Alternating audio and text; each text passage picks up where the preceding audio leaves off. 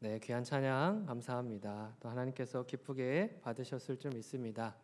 오늘 룻기 말씀을 통해서 보아스가 흘려보낸 축복이라는 제목으로 말씀을 함께 나누겠습니다. 우리 옆에 계신 분들에게 인사하겠습니다. 사랑합니다. 축복합니다. 네, 힘이 좀 빠지신 것 같은데 네, 한 번 더 인사할 때는요. 당신은 축복의 통로입니다. 이렇게 인사하겠습니다.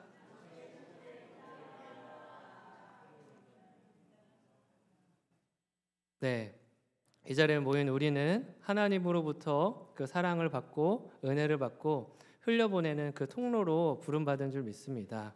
오늘도 또 내일도 매일의 삶 가운데도 그렇게 축복의 통로로 살아가시는 저와 여러분들 되길 소망합니다. 이제 제가 계속해서 수요일에는 룻기 말씀을 나누고 있습니다. 지난번에 말씀 나눴던 거 기억하시나요? 몇 분은 고개를 끄덕이고 몇 분은 그냥 웃고 계십니다. 네, 기억을 못한다는 의미겠죠. 네, 그럴 줄 알고 간단하게 지난번 말씀을 요약하면 그 룻의 삶을 통해서 발견하는 하나님의 축복이 있었다. 그 두 가지를 얘기했었습니다. 첫 번째는 뭐였냐면 하나님께서 예비하신 하나님의 사람을 만나는 만남의 축복이 있었다. 이렇게 말씀을 드렸습니다. 하루 먹을 양식을 구하러 나갔던 룻은요, 우연히 보아스의 밭에 이르렀고요. 때마침 보아스는 그 밭에 도착해서 이삭을 줍는 룻을 만나게 되었다라고 했습니다. 근데 이것은요, 우연이 아니라 룻이 어머니의 하나님을 나의 하나님이라고 고백하는 그 순간부터 이 하나님께서 예비하셨던 만남의 축복이었다. 바로 이처럼 예비된 만남을 허락하시고 우리의 삶 가운데에 하나님께서는 축복을 더하신다라고 말씀드렸습니다. 두 번째는요, 무엇이었냐면 하나님이 함께 하시는 축복이 있었다라는 겁니다. 보아스가 말하는 가장 큰 축복은 하나님이 함께 하시는 것이었습니다. 그러니까 다른 사람들이 보기에는요, 자신이 축복을 나눠주는 그러한 존재처럼 여겨질 수 있는데 내가 축복의 존재가 아니라 하나님만이 오직 유일한 축복의 존재이시고 그러니 하나님만을 바라보라. 그렇게 이야기를 했다라는 겁니다. 이와 같은 축복을요, 룻이 누렸습니다. 그러나 가만히 앉아서 기다리는데 굴러 들어왔던 복이 아니라 아무것도 할 수 없고 아무것도 할 수 없는 그런 상황 속에서도 자기 신이 할 수 있는 작은 일에 최선을 다했고요. 보잘것없어 보여서 다들 하기 싫어하는 그 일에 부끄러워하지 않고 최선을 다해 그 일을 감당할 때 이 같은 축복을 누리게 되었다라는 겁니다. 그래서 우리도요, 마찬가지로 작고 하찮은 일, 보잘것없어 보이는 그 일도요, 최선을 다해서 감당해야 하는 이유가 여기에 있다라고 말씀을 드렸습니다. 이제 오늘 본문에는 보아스가 룻에게 흘려보낸 축복의 내용이 좀 더 자세하게 담겨 있습니다. 룻에게 어떠한 축복을 보내고 있는지를 함께 알아보고요. 또 보아스를 통해 참된 신앙인의 삶은 그 모습은 어떠해야 하는지에 대해서 함께 세 가지로 알아보려고 합니다. 보아스를 통해 보게 되는 참된 신앙인의 삶, 첫 번째는요, 함께 읽어보겠습니다. 시작. 모든 존재를 귀하게 여기는 마음을 가진 사람이 참된 신앙인입니다. 모든 존재를 귀하게 여기는 그 마음을 가진 사람이 참된 신앙인이다라고 이야기할 수 있습니다. 오늘 본문 8절 말씀 함께 읽겠습니다. 시작. 보아스가 룻에게 이르되 내 딸아 들으라. 이삭을 주우러 다른 밭으로 가지 말며 여기서 떠나지 말고 나의 소녀들과 함께 있으라. 이제 밭 주인인 보아스의 입장에서 보면요, 이삭을 줍는 사람들은요, 한편으로는 하찮은 사람들이고 한편으로는 귀찮은 사람들입니다. 왜냐하면 내 밭을 찾아와서 내 밭에 있는 것들을 자신의 양식으로 가져가는 사람들이기 때문입니다. 그러니까 환영하기보다는요, 어쩌면 피하고 싶은 사람들입니다. 나의 소유를 아무런 대가를 지불하지 않고 가져가는 불편한 존재일 수 있다는 것이죠. 일꾼들은 자신의 것을 수확하고 창고를 가득 채워주지만 어떻게 보면 룻이라고 하는 이 여인은요, 아무런 대가 없이 자신의 것을 훔쳐가는 것처럼 그런 여인으로 느껴질 수 있다는 것이죠. 하지만 보아스는요, 룻을 불러서 어떻게 합니까? 그녀를 위로하고요, 축복하고요, 격려하며 은혜를 베풀고 있다라는 것이죠. 보아스는 룻에게 이삭을 주우러 다른 밭에 가지 말라 말합니다. 날마다 양식이 필요해서 굶주리고 있는 사람에게 다른 밭에 가지 말라는 것은 무엇을 의미하겠습니까? 내가 당신의 식사를 책임지겠다. 내가 당신의 양식을 먹고 마실 것을 책임지겠다라는 그런 의미입니다. 보아스는 룻이 자신의 밭에서만 주어도 충분한 양식을 얻도록 도와줄 테니 다른 밭으로 떠나지 말 것을, 자신의 밭에서 그렇게 일용할 양식들을 얻어갈 것을 그렇게 이야기하고 있습니다. 사실 그런데 잘 생각해 보면요, 이 요청은 누가 해야 되는 요청입니까? 주인이 해야 됩니까? 그 밭에 주우러 온 사람이 해야 되는 요청입니까? 그 밭에 양식을 구하러 온 사람이 정중하게 양해를 구해야 할 일입니다. 양식을 구하기 위해 찾아온 사람이 밭주인에게 엎드려서 자비를 베풀어 주십시오, 그렇게 요청하는 것이 정상적인 그림이라는 겁니다. 그러나 지금 밭주인인 보아스가 먼저 그녀에게 손을 내밀고 있다라는 것이죠. 더 나아가서 보아스는요, 룻에게 자신의 소녀들과 함께 있으라고 말합니다. 이 땅은요, 룻에게는 낯선 곳입니다. 시어머니 말고는요, 의지할 사람도 없고요, 아는 사람도 없습니다. 또 이렇게 홀로 외로이 여자가 그렇게 양식을 구하러 다니다 보면 해를 당할 수도 있기 때문에 보아스는요, 배려하는 겁니다. 자신의 밭에서 자신의 일꾼들과 함께 있으면서 그렇게 보호의 테두리 안에 있으라라고 이야기하는 것이죠. 여기서 보아스가 함께 있으라고 말한 이 단어는요, 룻이 시어머니의 곁을 떠나지 않고 내가 함께 할 것이다 말했을 때에 사용했던 그 단어입니다. 그러니까 시어머니를 홀로 외로이 남겨두지 않으리라 했던 그 고백이요, 이제는 자신의 삶으로 되돌아와서 외로운 그녀의 삶 가운데에 내가 너와 함께 하겠다라는 그 고백을 듣고 있다라는 겁니다. 룻은 다른 여인들과 이제 함께 하게 되었습니다. 그녀들을 통해서 보호받을 뿐만 아니라 혼자라고 하는 그 외로움의 시간으로부터 위로를 받을 수 있게 된 것이죠. 이처럼 보아스는 룻이라는 여인을요, 하찮은 여인으로 생각하지 않고 그렇게 대우하지 않습니다. 당장 한 끼의 식사도 해결하지 못하는 그런 누군가의 꽁무니를 뒤쫓아야만 양식을 얻을 수 있는 그러한 존재로도 바라보지 않는다라는 겁니다. 때로는 사람을 볼 때 그 사람이 소유한 것으로 그 사람의 가치를 평가하는 사람들이 있습니다. 얼마나 많은 재산을 가지고 있는가? 얼마나 많은 사람이 그를 따르고 있는가? 얼마나 많은 지혜와 지식이 있어서 사람들에게 도움을 주는가? 얼마나 많은 능력이 그에게 있어서 그것들을 나누어 줄 수 있는가?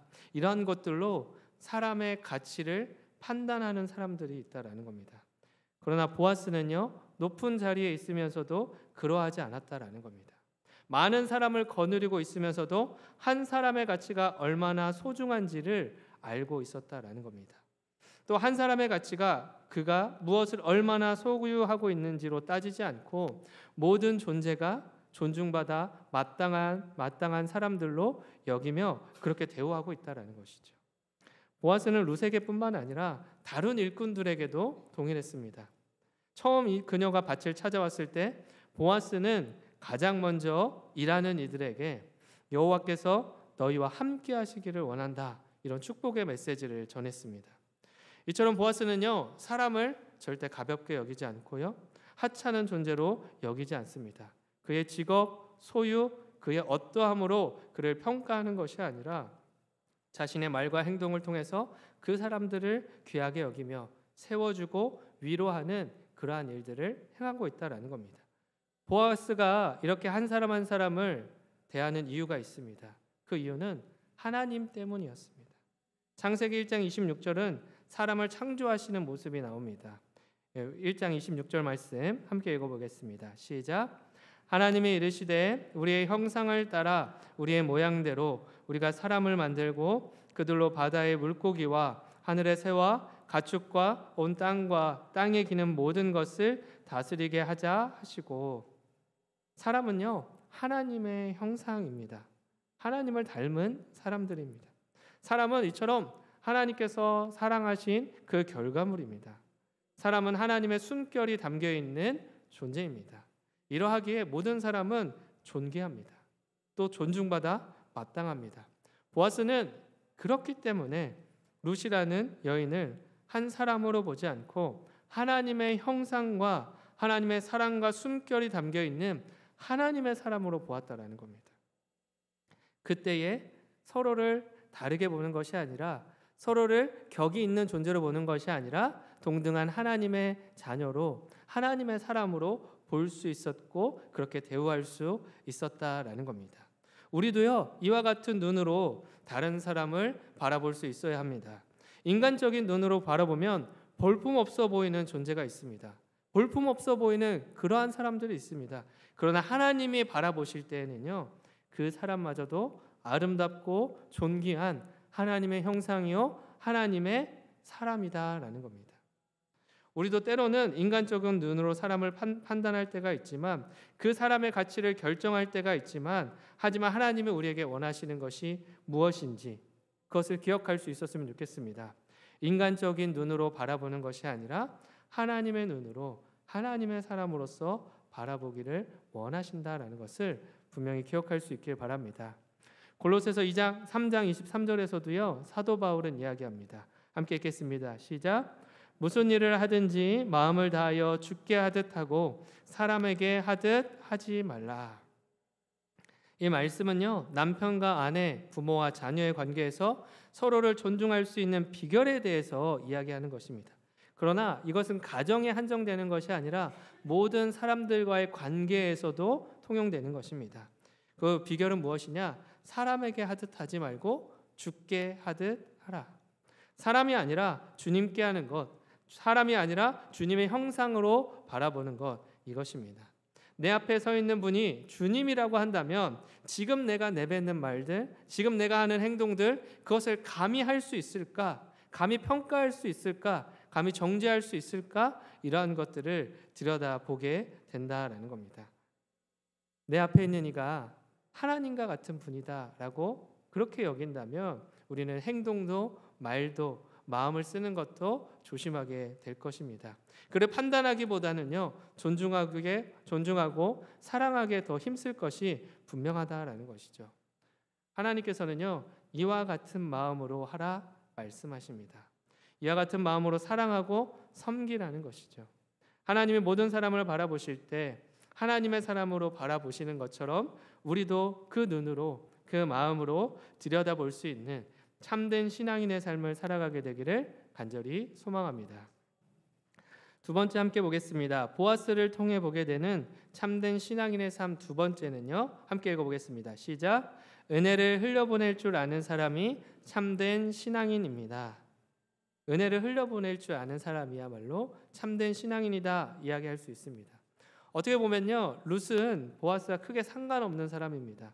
엘리멜렉의 친족이라고는 하지만 다른 친척들처럼 그녀를 외면할 수 있었고요, 모른 척해도 무방했던 사람이었습니다. 엘리멜렉의 대는 끊겼고 더 이상의 연결고리는 존재하지 않는다, 그렇게 처신할 수 있었습니다. 그리고 그녀는요, 이방 여인입니다. 하나님을 믿는 사람으로서 이방 여인과 함께한다는 거 결코 쉬운 일이 아닙니다. 그냥 아무 소식도 못 들었던 척 그렇게 귀를 닫고 마음을 닫고 모른 척 지나가도 된다라는 겁니다. 그냥 열심히 내 할 일만 해도 아무도 뭐라고 하는 사람이 없을 것이었다라는 거죠. 그러나 보아스는요, 그녀를 외면하지 않았다라는 것이죠. 그녀가 이 밭과 저 밭을 불안한 마음으로, 두려운 마음으로 떠돌아다니면서 구걸하게 내버려 두지 않았습니다. 자신의 밭에서 날마다 일용할 양식을 얻을 수 있도록 도와주었다라는 것이죠. 하루에 끼니를 걱정해야 했던 룻은 이제 날마다 필요한 양식을 어머니와 함께 먹을 수 있게 되었습니다. 이 놀라운 은혜를 보아스에게 경험한 룻은 이렇게 고백합니다. 10절 말씀 함께 읽어보겠습니다. 시작. 룻이 엎드려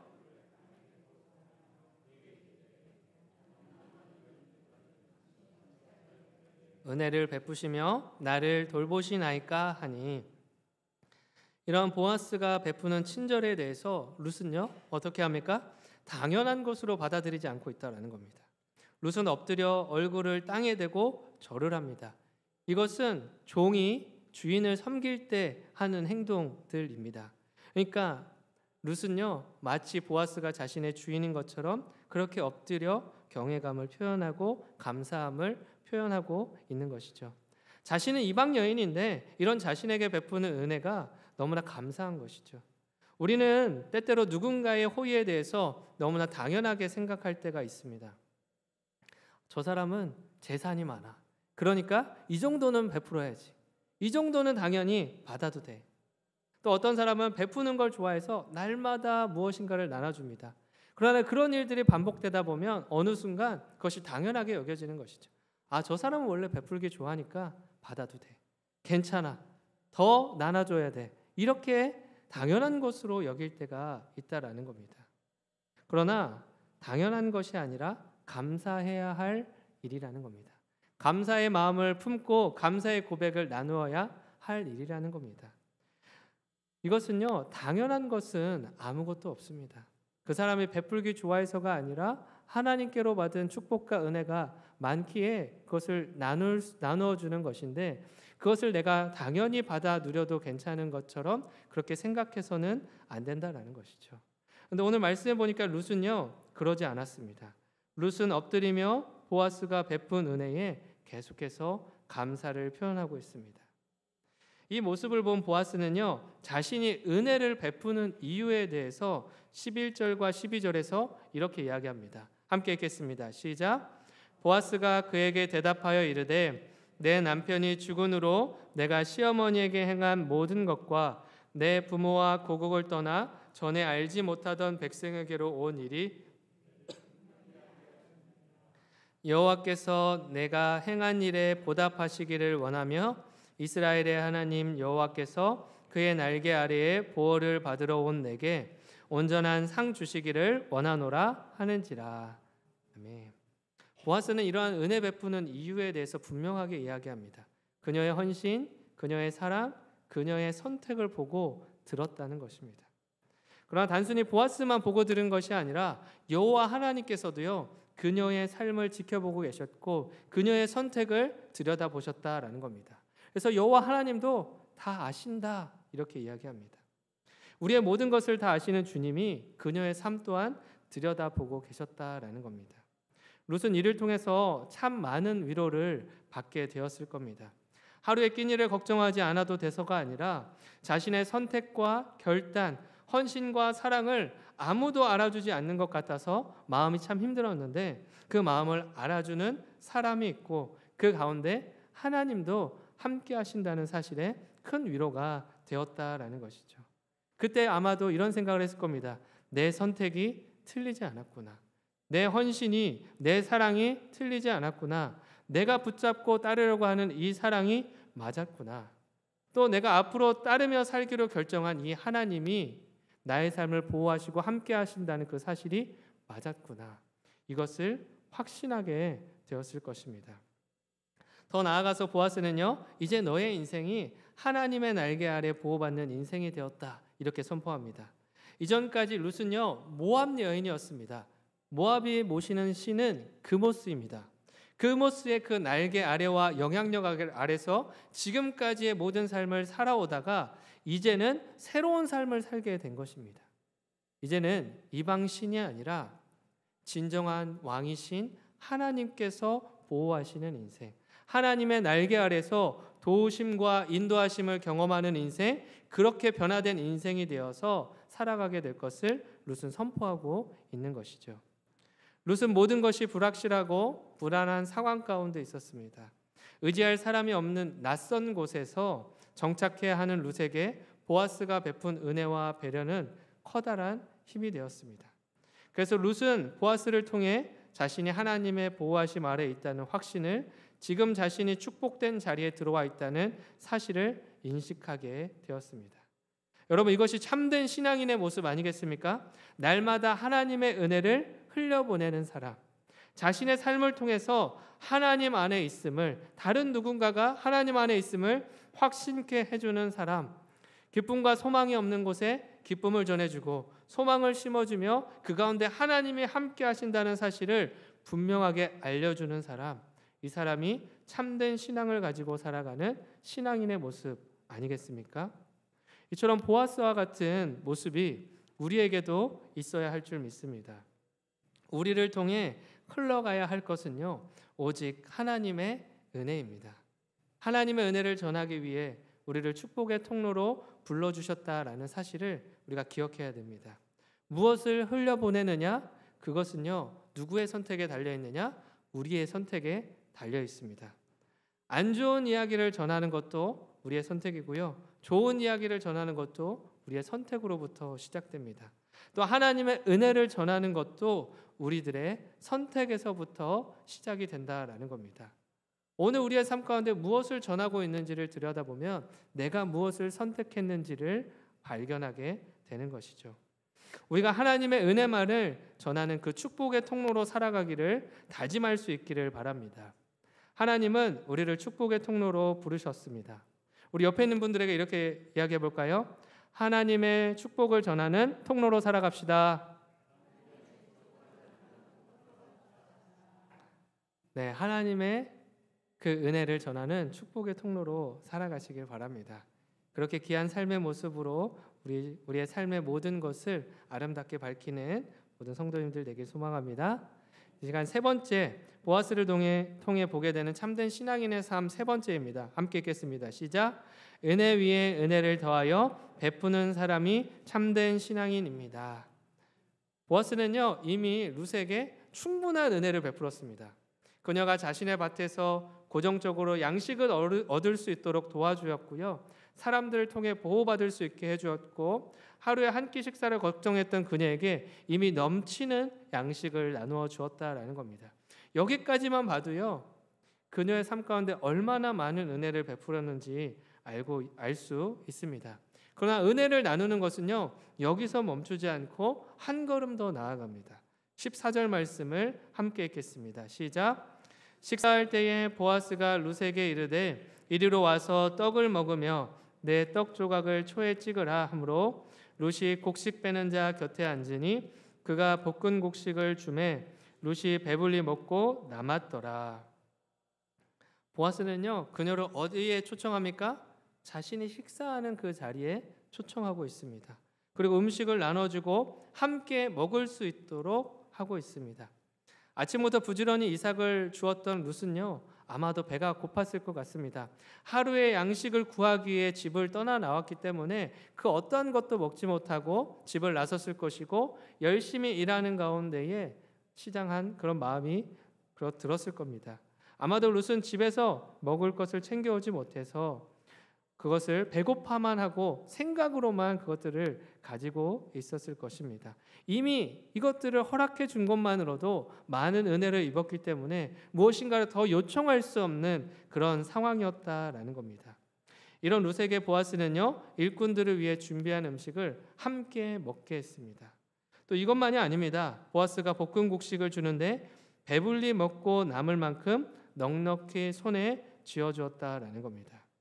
룻은 보아스 덕분에 배부르게 음식을 먹었습니다.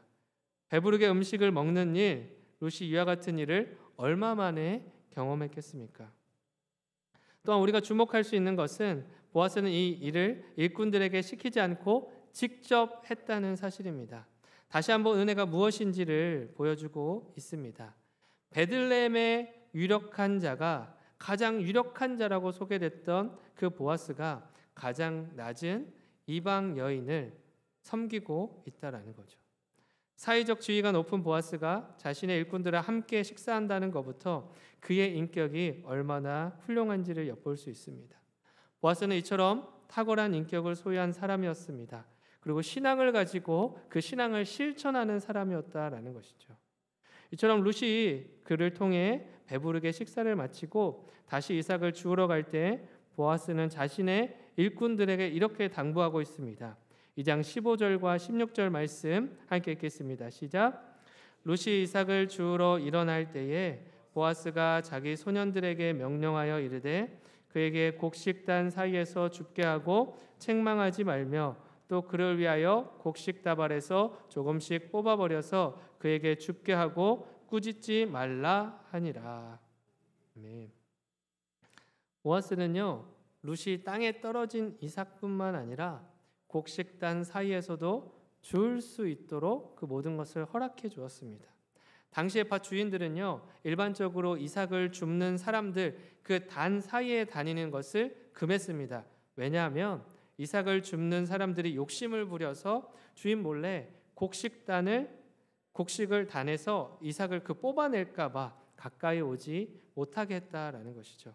근데 보아스는요, 그렇게 하지 않고 있습니다. 오히려 어떻게 하라고 이야기합니까?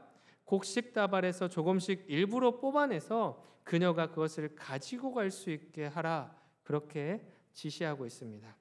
자신이 그러한 손해를 보면서까지 룻을 배려하고 도우겠다라는 겁니다. 보아스는 이 모든 일을 일꾼들에게 당부하며 거듭 말합니다. 책망하지 말라, 꾸짖지 말라. 보아스는 진심으로 룻을 생각하고 있습니다. 서로 같이 일하는 입장에서 먼저 온 사람들이 텃세를 부릴 수도 있지 않겠습니까? 그러면서 너는 왜 나보다 더 많이 가져가냐? 더 많은 것을 챙겨가냐? 아직 온 지도 얼마 안 됐고 일하는 것도 없는데 왜 더 많은 것들을 챙겨가냐? 그렇게 이야기할 수도 있었을 겁니다. 그러나 그러한 이야기가 나오기 전에 사전에 방지했다라는 겁니다. 그녀가 작은 말에도 상처받을 수 있기에 그런 말을 미리 하지 않도록 신신당부했던 겁니다. 비천한 처지에 있는 이 가련한 여인, 이방 여인 룻을 너그럽게 대할 것을 명령하고 있다라는 것이죠.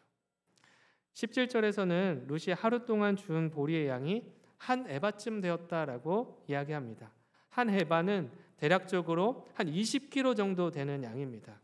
그러니까 룻은요, 시어머니와 하루를 해결할 정도의 양식을 얻기 위해 하루라도 면했으면 좋겠다, 그런 마음으로 집을 나섰습니다. 그러나 허기졌던 배는요, 지금 보아스로 인해 가득 찼고요, 그녀의 손에 들려있는 것은 20kg의 보리라는 것입니다. 생각지도 못했던 은혜를 누렸습니다. 은혜 위에 더 큰 은혜를 더해서 누리고 있는 것이죠. 룻의 마음은요, 보아스로 인해 부요해졌습니다. 하나님은 그분의 섭리 가운데에 룻이 나오미에게 행한 헤세드를 기억하시고 보아스를 통해 다시 룻에게 헤세드로 갚아주고 계십니다. 이처럼 하나님은 우리의 사랑과 헌신을 당연한 것으로 받지 않으시고요, 은혜 위에 은혜로 갚아주시는 분입니다. 감히 측량할 수 없는 그 은혜와 사랑으로 우리의 인생을 덮어주시는 것이죠. 오늘 말씀을 통해 우리도 이 사실을 기억하며 보아스와 같은 참된 신앙인의 모습을 가지고 교회 속에서 또 세상 속에서 주어진 삶의 모든 자리에서 그렇게 살아갈 수 있기를 간절히 소망합니다. 보아스는 가진 것이 많았기에 은혜를 베풀었던 것이 아닙니다. 항상 하나님의 은혜를 받은 자로 은혜를 흘려보내고 나누며 살아가는 것이 참된 신앙인의 삶이라는 것을 알았기 때문에 이와 같은 삶을 살아낼 수 있었던 것입니다. 오늘 이 시간 우리가 참된 신앙인의 모습으로 살아갈 수 있기를 소망합니다. 교회에서만이 아니라 주일 예배 때만이 아니라 그때만 신앙인의 스위치를 켜는 것이 아니라 세상에서도, 직장에서도, 가정에서도, 삶의 모든 현장에서도 정말 참되고 아름다운 신앙인의 모습으로 그렇게 아름답게 살아가는, 그래야 해서 세상 사람들에게도 하나님을 믿는 사람들은, 하나님께 은혜 받는 사람들은 저렇게 은혜와 사랑을 나누는구나, 저러한 모습으로 살아가는구나, 우리의 삶을 통하여 하나님이 어떠한 분인지를 궁금하게 하고 하나님이 계신 이 자리로 나올 수 있는 발걸음이 있도록 그렇게 축복의 통로로 살아가시는 저와 여러분들의 삶이 되기를 간절히 소망합니다. 시간 기도하겠습니다.